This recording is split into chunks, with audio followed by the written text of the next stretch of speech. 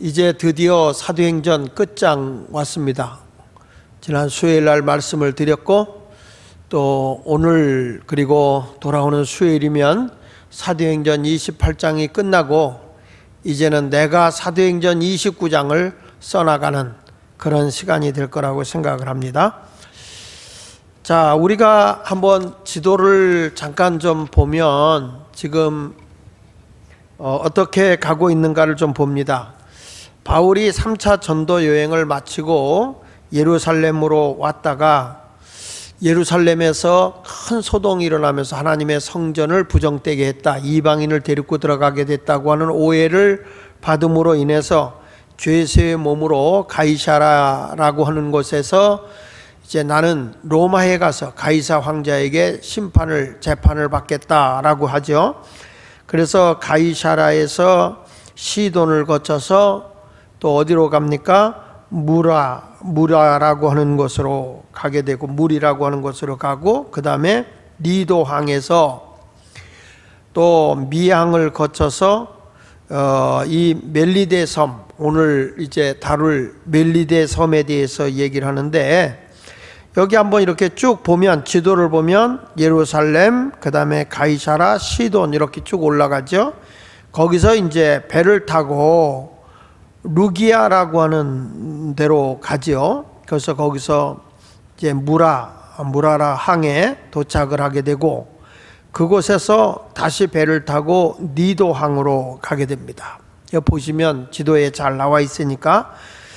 그리고 이제 니도항에서 어디로 가냐면 미항으로 와요. 그레데 섬 미항으로 오게 되고, 그 미항에서 여기서 풍랑을 우리가 만날 수 있으니까 바울이 가지 말자라고 얘기했지만은, 이 당시의 선원이나 또 당시의 선장의 말을 믿은 백부장 율리오가 무슨 소리냐, 지금은 풍랑이 일어나지 않는다라고 생각하고 배를 그대로 가지요.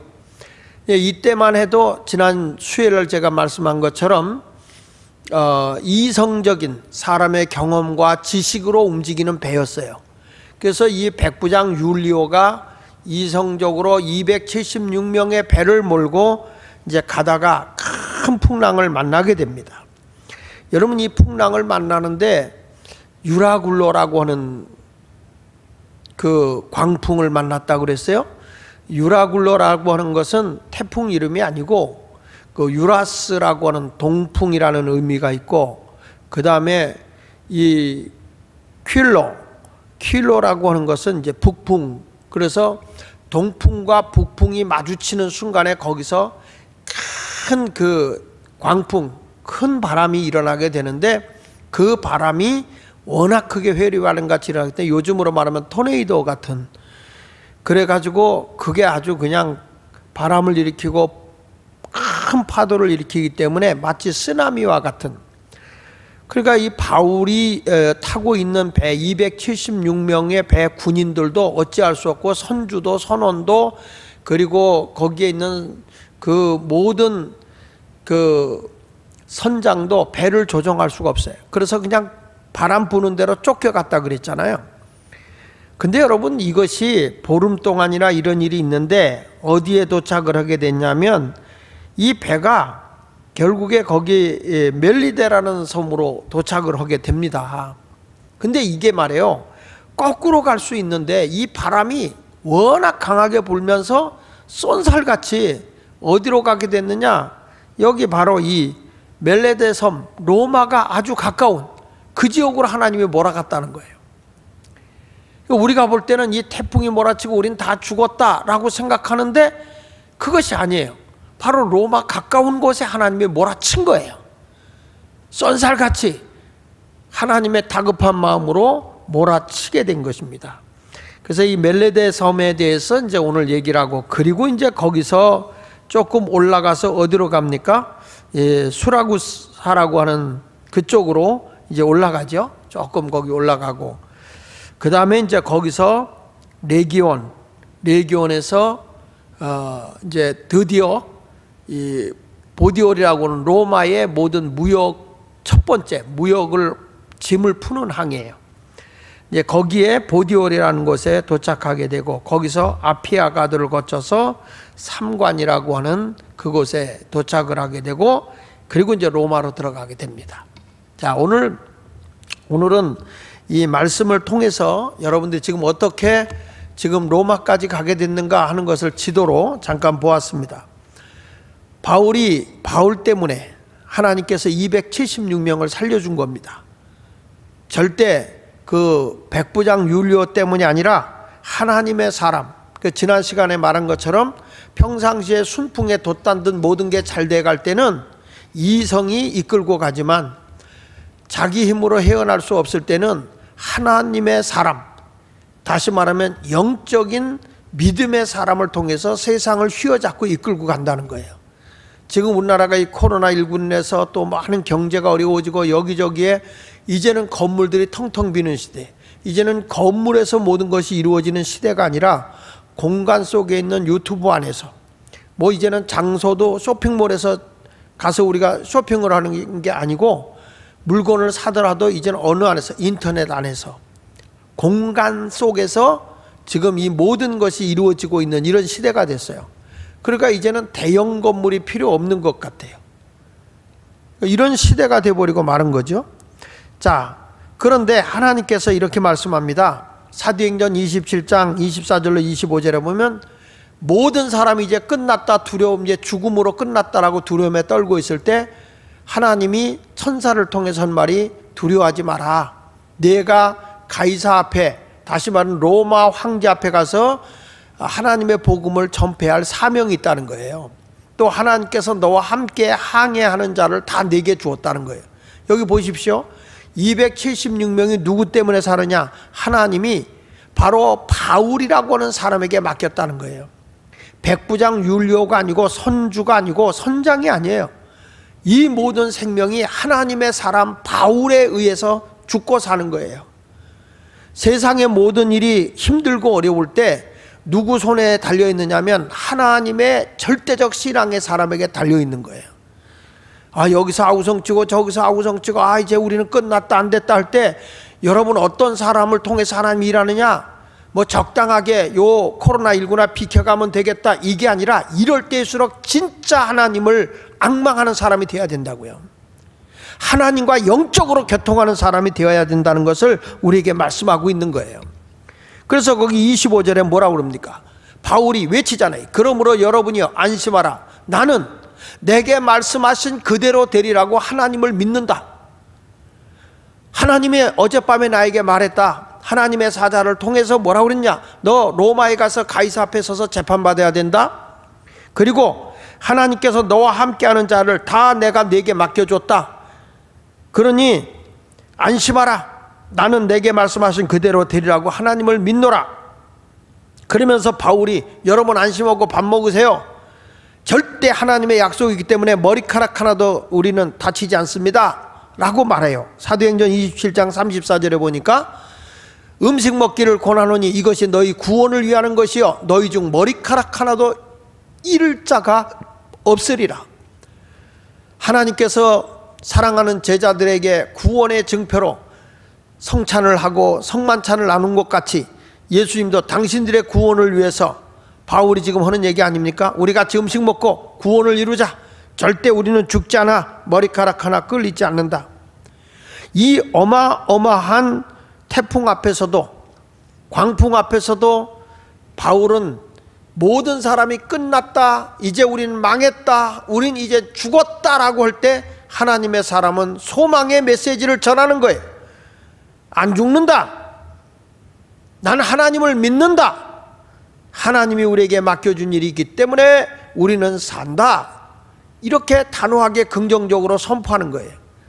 여러분 모든 사람 죽겠습니다, 못 살겠습니다 라고 할 때 우리 믿음의 식구들은 아니에요. 하나님이 우리와 함께하고 내가 믿는 하나님이 우리 가정을, 우리 기업을, 우리 나라를 우리 손에 맡겨놨습니다. 우리는 절대 머리카락 하나도 끌리지 않고 해를 입지 않습니다. 왜? 나에게 하나님의 사명이 있기 때문이라는 거예요.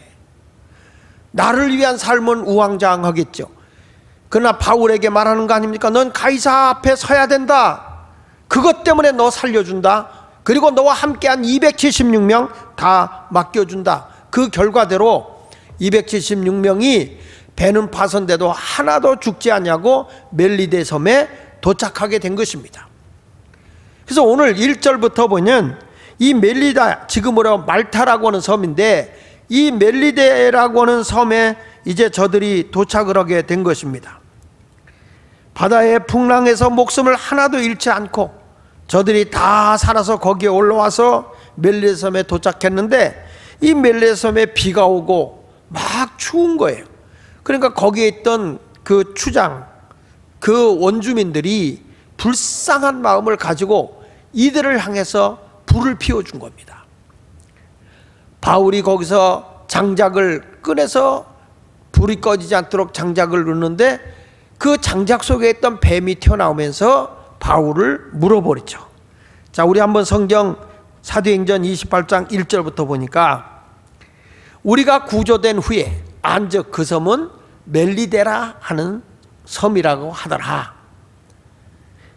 비가 오고 날이 참에 원주민들이 우리에게 특별한 동정을 하여 불을 피워 우리를 다 영접하더라. 저들이 추위에 떨고 있으니까 바다에서 나왔으니까 흠뻑 젖어 있단 말이야. 추위에 부들부들 떨고 있대. 원주민들이 저들을 동정해서 불을 피우고 다 영접해 줬어요. 해를 입히지 않냐고.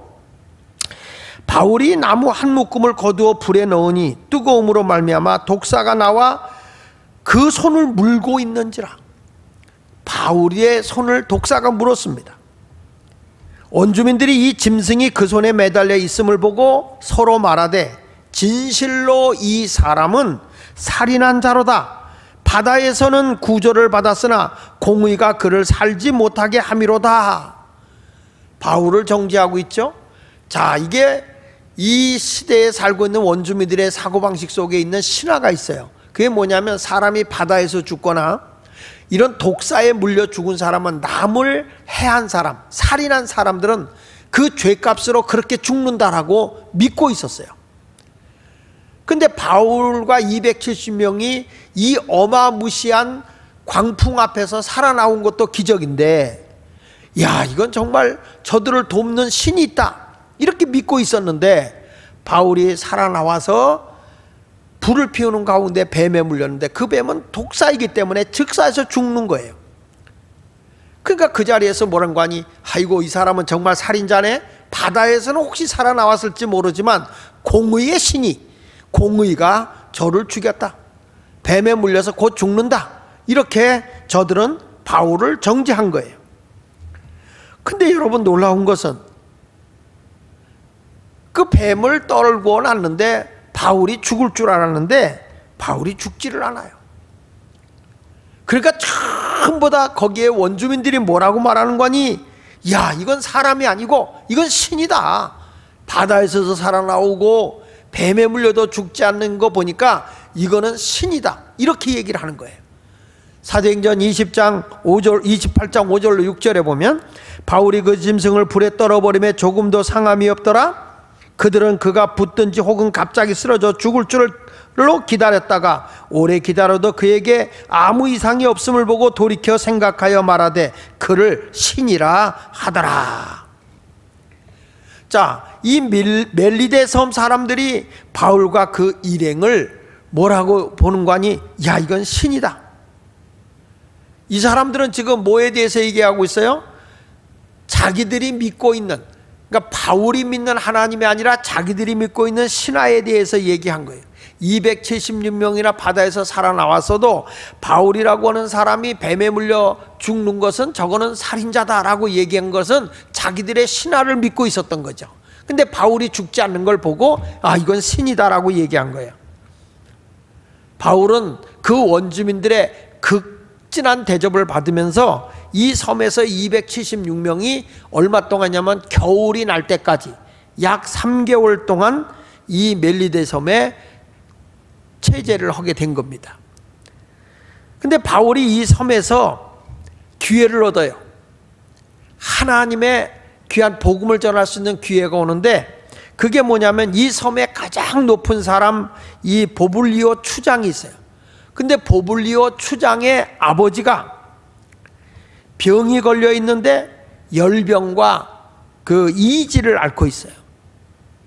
그러니까 바울이 그 집에 들어가서 기도해주고 안수해주니까 병이 나은 거예요.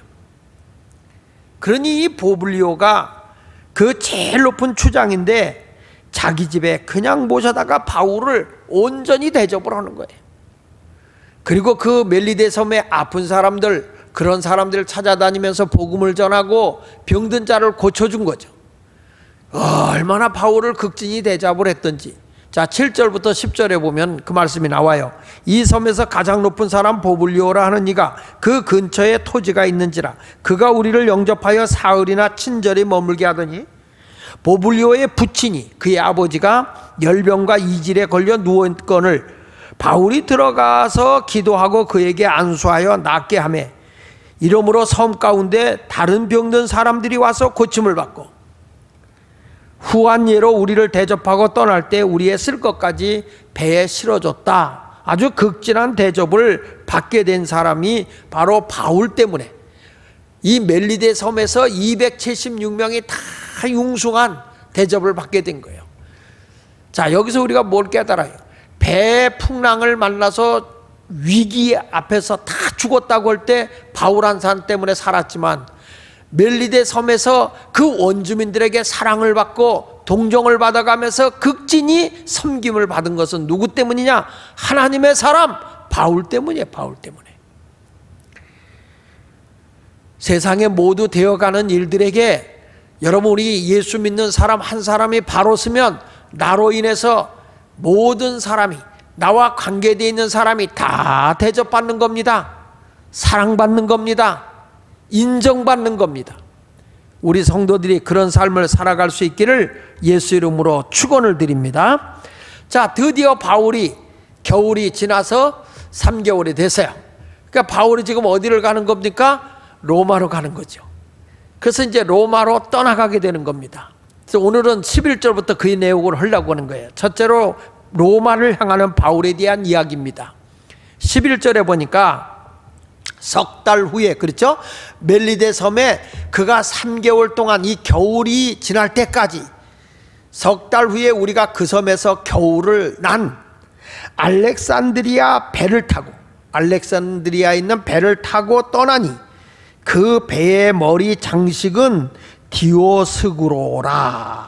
자, 이 11절에 이 누가가요, 그들이 배를 타고 알렉산드리아에서 배를 타고 지금 로마를 향해서 가게 되는데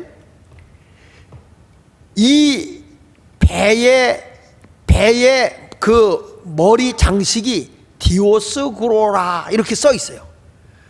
근데 누가가 왜 이 마지막으로 배를 타고 알렉산드리아 배를 타고 가는데 그 앞에 장식이 디오스구로라는 배를 이례적으로 소개하고 있느냐, 그 이유에 대해서 이야기를 하려고 합니다. 여러분, 세계를 제패하고 있는 건 로마입니다. 로마라고 하는 그 엄청난 군사력, 경제력, 그리고 저들의 지력, 이런 것으로다가 로마가 세계를 제패하고 있었어요. 그렇지만 힘으로 세계를 장악하고 있는 건 로마였지만 정신적으로 세계를 제패하고 있는 문화가 헬레니즘 문화였어요. 그 헬레니즘 문화가 모든 세계를 다 영향력을 행사하고 있었죠. 근데 그 헬레니즘 문화가 다 뭡니까? 신화예요, 신화. 신화에 대한 이야기인데 그 신화 가운데 이제 이게 있어요. 그 최고의 신이, 그 헬레니즘의 최고의 신이 제우스 신이에요. 제우스 신. 그 제우스라고 하는 신이 아주 여자 신을 많이 거느리죠. 근데 이 제우스 신이 많은 여자 신 가운데 스파르타 여왕 신, 누구냐면 레다라고 하는 신과 결혼을 합니다. 그래가지고 이 제우스 신하고 이 스파르타 여왕 레다라고 하는 그 신하고 결혼을 했는데 거기에서 쌍둥이 아들이 나와요. 이게 신이죠, 여기에. 하나는 누구냐면 카스토르라고 하는 신녀고 하나는 폴룩스라고 하는 아들이에요. 쌍둥이에요. 그러다가 이 카스토르와 폴룩스 이 두 아들을 일컬어서, 두 아들의 신을 일컬어서 디오스구로라 이렇게 이름을 붙이는 거예요. 그러니까 이 디오스구로는 뭐냐면 이 그 큰아들인 카스토르는 제우스 신이 어떤 일을 하게 하냐면 바다를 관리하는 신이에요. 바다.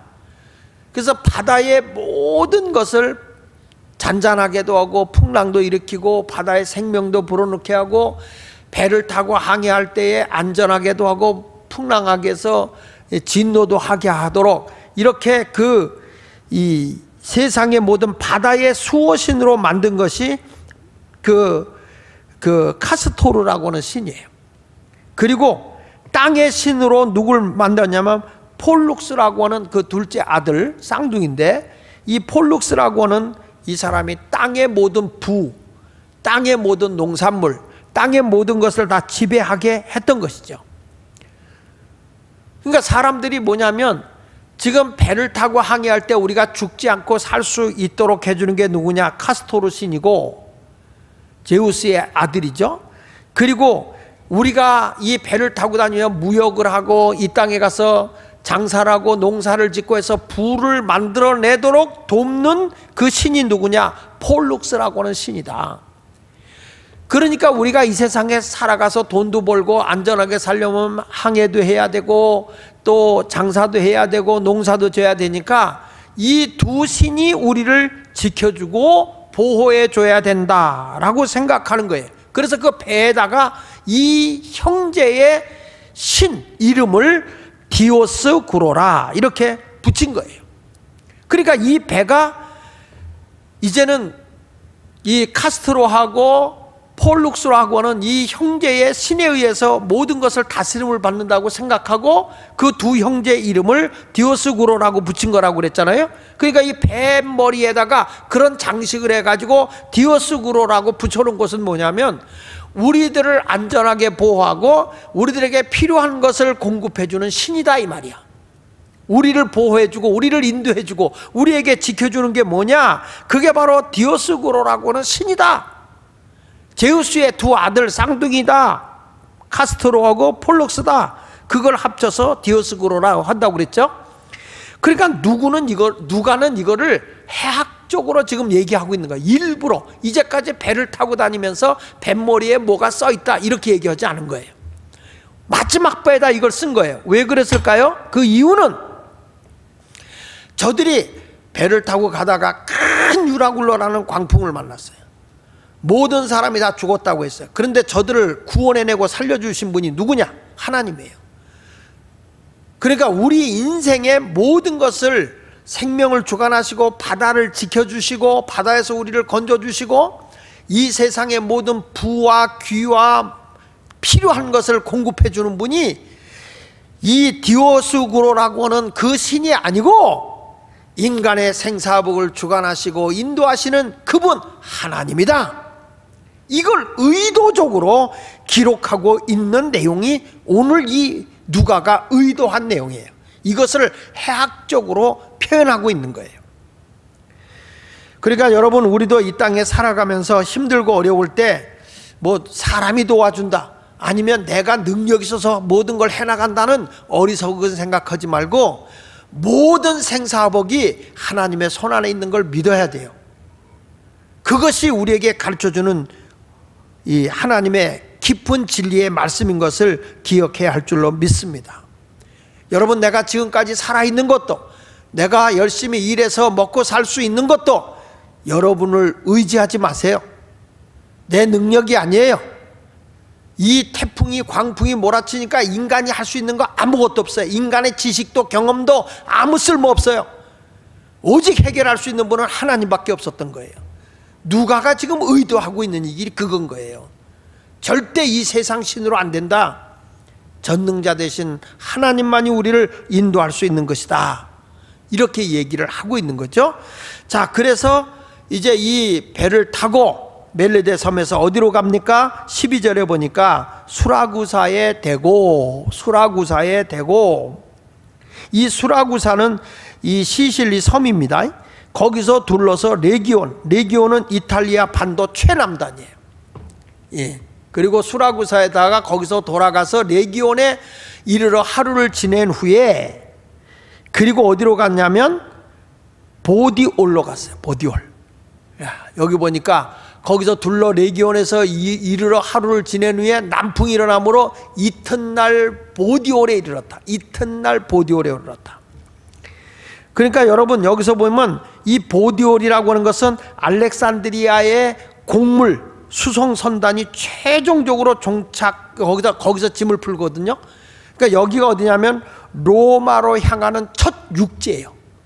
이제는 여기서 또 배로 가는 게 아니라 걸어서 로마로 들어가는 거죠. 여기에 도착한 것이 이 보디올이라고 하는 것인데, 이 레기온에서 보기올까지 가는 거리가 얼마나 되냐면 약 370km예요. 370km. 그러니까 서울에서 대구 정도 될 거예요. 대구. 그러니까 370km인데 뭐 이 배가 움직이는 동력이 옛날처럼 요즘처럼 모터 달려 있는 게 아니고, 옛날에는 전부 다 사람이 노동력으로 노를 저어서 가든지 아니면 돛을 올려서 바람을 타고 가는 것 뿐이죠. 그래서 짧게 잡아도 여기까지 가는 길이 얼마나 걸리냐면 5일 걸린다. 5일. 닷새 걸린다는 거예요. 근데 얼마 만에 도착했느냐? 2일 만에 도착한 거죠. 이틀 만에. 이틀 만에 지금 도착한 거예요. 어디서?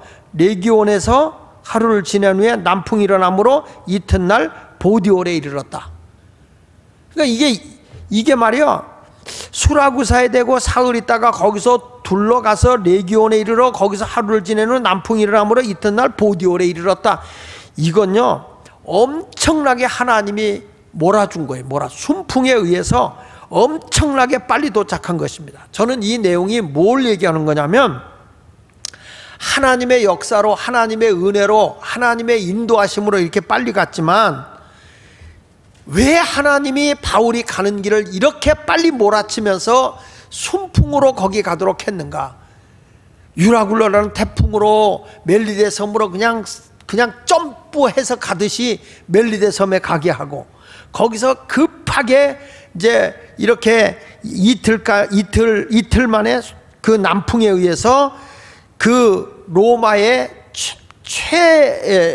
마지막 육지, 거기에 왜 이렇게 이틀 만에 도착하게 했느냐? 이것은 하나님의 심정인 거예요. 하나님의 심정.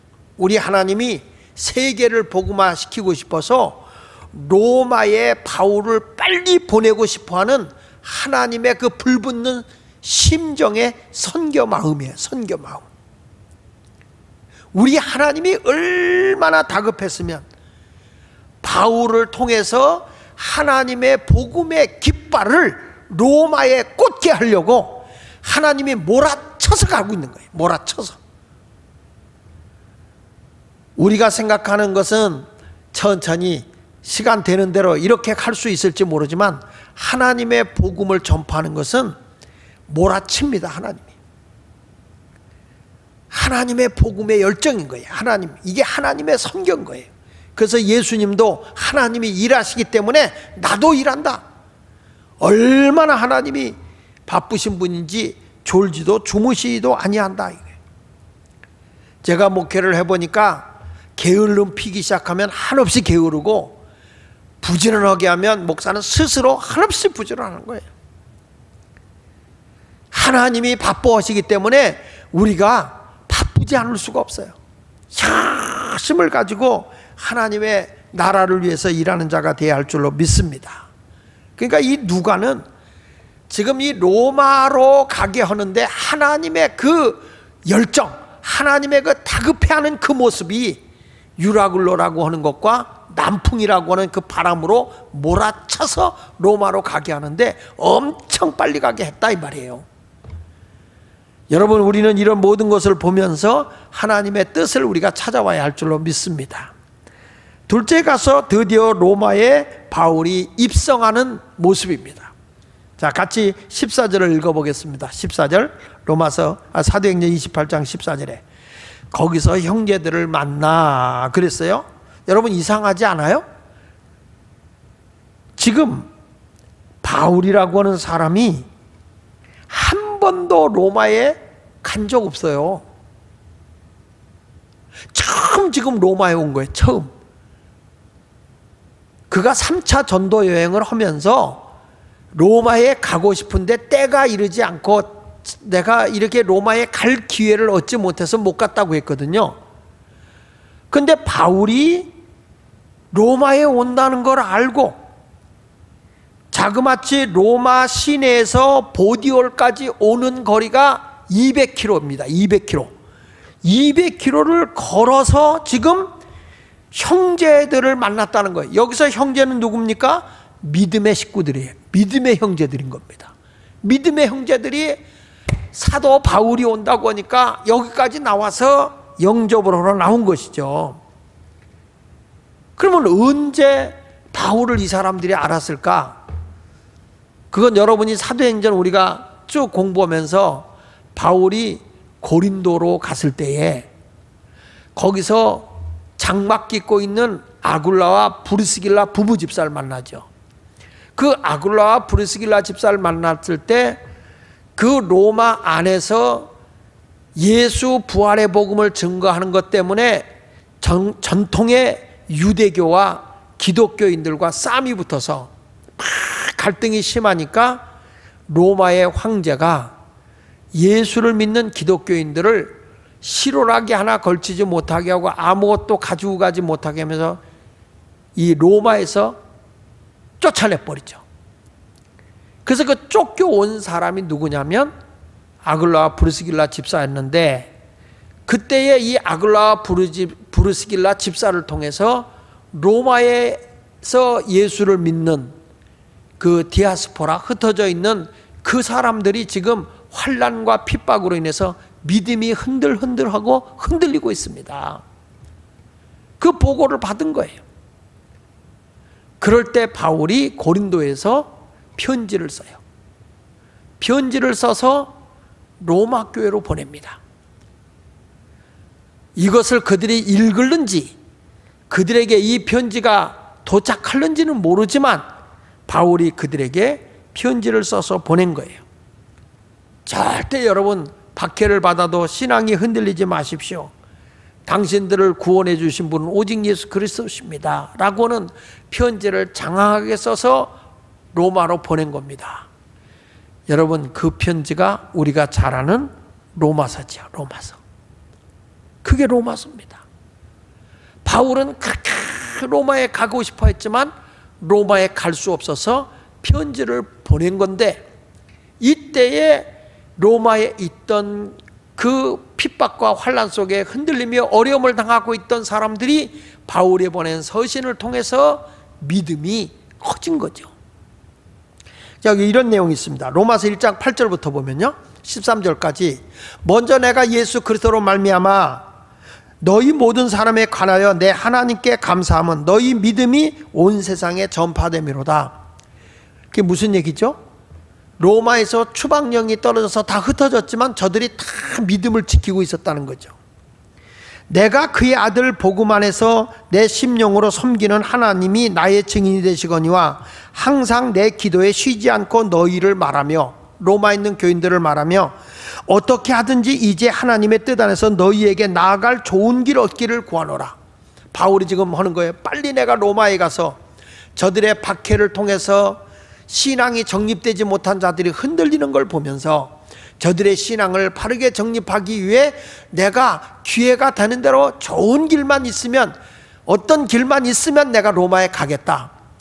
그런데 바울이 내가 너에게 나아갈 좋은 길 얻기를 하나님께 기도한다 그랬잖아요. 근데 지금 어떻게 가는 거예요? 죄수의 몸으로 꽁꽁 묶여간 거예요. 이게 하나님이 보시기에 가장 좋은 길이었어요. 교통비 안 들고 보호받으며 생명 안전하게 로마까지 가는 길이었으니까요. 어떻게 하든지 그 다음에 보십시다. 어떻게 하든지 이제 하나님의 뜻에서 너에게 나아갈 좋은 길 얻기를 구하노라 하면서 내가 너희 보기를 간절히 원하는 것은 어떠한 신령한 은사를 너희에게 나누어 주어 너희를 견고하게 하려 하는 거다. 너희의 믿음이 흔들리지 않도록 내가 신령한 은혜, 성령의 역사하심과 하나님의 말씀의 결의를 제대로 심어줘서 너희의 믿음이 흔들리지 않게 함이니 이는 곧 내가 너희 가운데서 너희와 나의 믿음으로 말미암아 피차 아니함을 얻으려 함이니라. 그러니까 바울이 두 가지 목적 때문에 로마에 가고 싶은 거예요.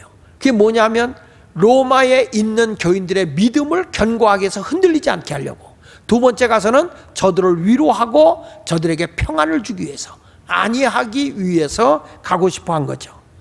형제들아, 내가 여러 번 너희에게 가고자 하는 것을 너희가 모르기를 원하지 아니하노니 이는 너희 중에서도 다른 이방인 중에서와 같이 열매를 맺게 하라 함이로되 지금까지 길이 막혔도다. 그러니까 바울이 그렇게 로마를 가기를 사모했었지만 못 갔던 거예요. 그래서 바울이 서신을 써서 보낸 거죠. 그게 나중에 이제 로마서가 된 건데, 야, 이 로마서가 없었으면 기독교의 교리가 어떻게 정립이 됐을까 끔찍하죠. 신앙생활은요, 우리의 신앙이 흔들리지 않으려면 로마서는 반드시 우리가 읽고 그리고 로마서를 잘 이해해야 돼요. 너무 좋은 복음이잖아요. 그러니까 이 하나님의 뜻 가운데에서 바울이 로마서를 읽을까? 저들이 이것을 받아들일 수 있을까? 저 로마에 흩어져 있는 교인들이 로마서의 말씀을 읽을까 안 읽을까 이렇게 했지만은 결국에는 로마에 이 서신 보낸 것이 읽혀져서 성도들이 은혜를 받은 거예요.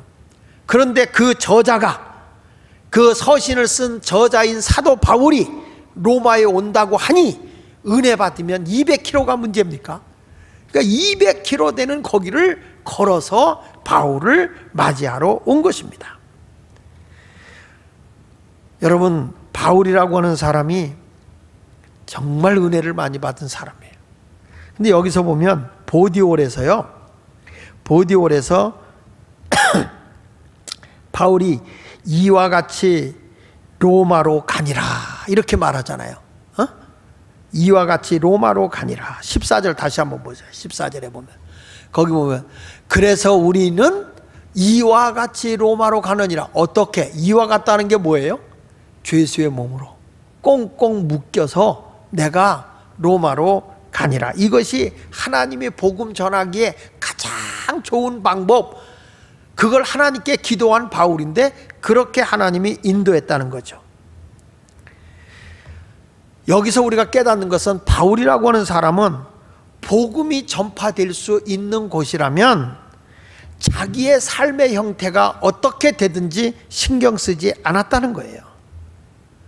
자기가 죄수로 묶여가든지, 내가 산 위에 살든지 산 아래에 살든지, 내가 부하게 살든지 가난하게 살든지, 내가 매를 맞든지 풍랑을 만나서 고생하고 멀미하면서 끔찍한 고생을 했든지 나는 어찌하였든 로마에 갔다, 그 말이에요. 로마에. 여러분, 하나님의 소원을 이루어드리는 그 삶을 이루기 위해서는 우리는 조금도 비굴해질 필요가 없다는 거예요. 하나님의 인도하는 대로, 묶이면 묶인 대로, 가난하면 가난한 대로, 핍박을 받으면 핍박을 받는 대로 담대하게 나가서 하나님의 복음을 전하러 가는 자가 돼야 된다는 거예요.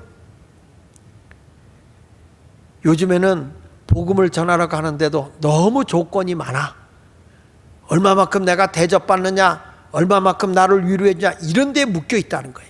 이게 바울이 말하는 거예요. 삶의 형태가 어떻든지, 내가 어떻게 묶여가든지, 풍랑을 만나든지, 내가 가난하든지, 내가 눈에 안질이 생기든지 복음만 전할 수 있다면, 그게 가장 좋은 방법이라면 난 그 길을 택해서라도 복음을 전하러 가겠다. 이게 바울의 열정인 거예요. 얼마나 아름다워요.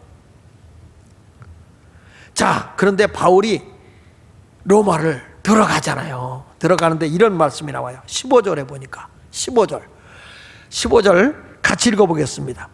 그곳 형제들이 우리 소식을 듣고 아비오 광장과 트레이스 타베르네까지, 이게 이제 같이 붙어 있는 거예요. 같이 붙어 있는 광장인데 이제 삼관이라고도 해요. 근데 여기까지 맞으러 오니, 여기까지 맞으러 왔다. 믿음의 형제들이 맞으러 왔다. 자, 여러분 이게 얼마나 중요한가 보십시다. 맞으러 왔다. 어디에? 아비오 광장과 트레이스 타베르네까지 이 믿음의 형제들이 맞으러 왔다 그랬죠. 맞으러. 이 맞으러 오니, 거기다가 성경 있으면 좀 밑줄을 그으세요. 이 맞으러 오니라는 말이 무슨 뜻이냐면, 그 헬라어로 얘기하면 아펜텐신이라는 말이에요. 아펜텐신. 아펜텐신은 뭐냐면 잘 쓰지 않는 단어인데, 로마 장군들이 전쟁을 가서 전쟁에서 승리하고 돌아오잖아요. 그럼 개선 장군으로 막 이렇게 올 때, 개선 장군으로 올 때 승리자, 정복자, 이런 의미로 맞이하는 거예요. 그때 쓰는 단어가 바로 아펜텐신이에요. 아펜텐신. 그러니까 어떤 모습으로 바울이 지금 이 아비오 광장과 트레이스 타베르나를 들어서냐면, 아비오라는 장군이 전쟁할 때마다 승리를 했어요.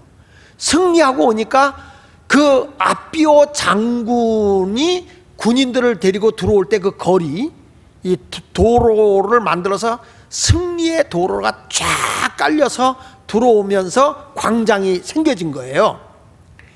그러니까 이게 뭐냐면 아비오 장군을 기념하기 위해서 만든 광장이라고요. 근데 이 광장에 누가 지금 입성하고 있는 거냐면, 이 로마의 이 아비오 광장과 이 삼관이라고 하는 트레이스 타베르네라고 하는 이 광경에 누가 들어가고 있어요? 전쟁하고 승리하고 돌아올 때 환영 장소인 이 아비오 광장에 바울이 들어가고 있는 거예요. 그래서 이런 말 들어봤죠? 모든 길은 로마로.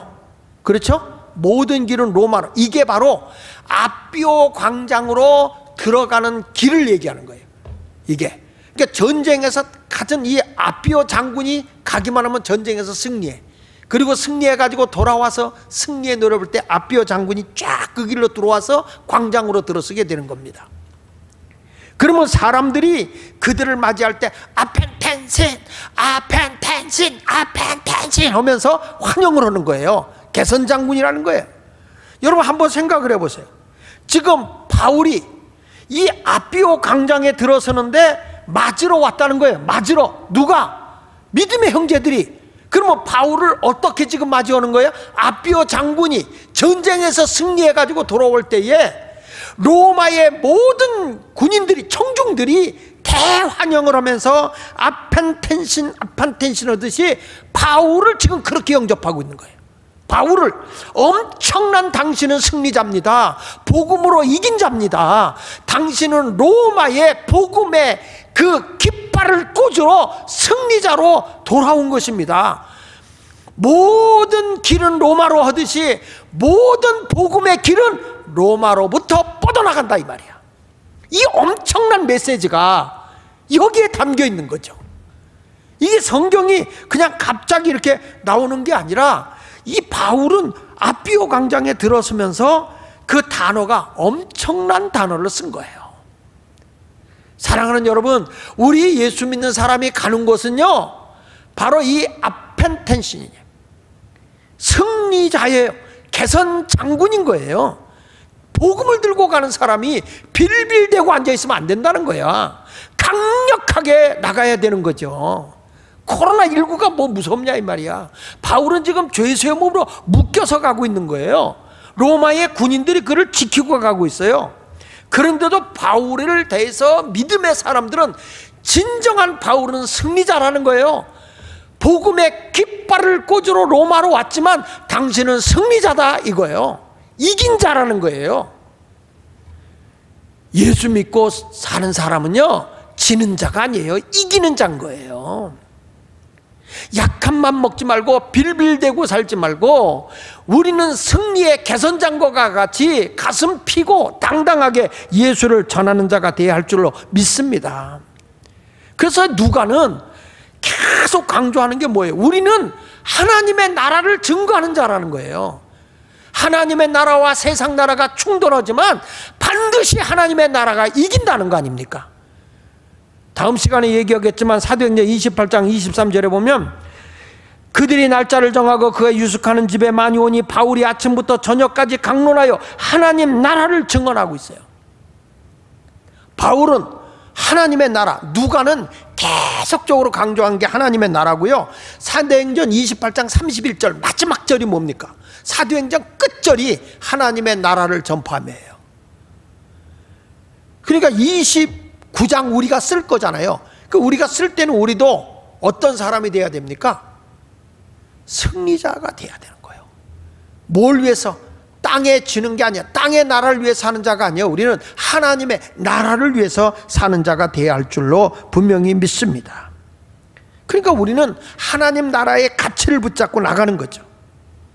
바울처럼 하나님께 감사하고 담대한 마음을 가지고 나가야 할 줄로 믿습니다. 그냥 바울은 묶여가도 감사할 뿐인 거예요. 나는 여기서 가이사 앞에 서지만 거기서 뭘 꽂을 거냐? 하나님의 복음의 깃발을 꽂아낼 것이라는 거예요. 죄수의 몸이 아니에요. 자기는 몸은 묶였어도 영혼의 자유함, 하나님의 나라를 증언하는 자라는 거예요. 여러분이나 저는 패배자로 이 세상 사는 사람 아니에요.